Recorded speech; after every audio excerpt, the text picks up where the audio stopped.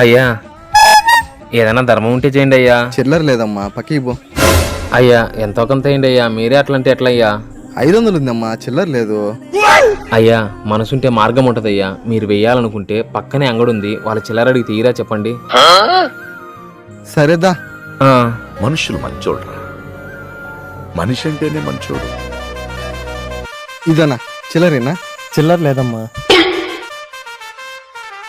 రే చాలా పాపం రా. ఇదిగోన్నా, పా తమ్ముడు, పక్క షాప్లో ఇప్పిస్తాపా.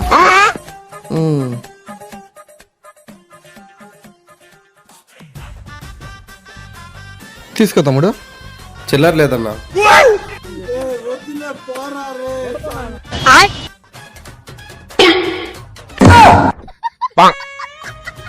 ఇదిగో తమ్ముడు.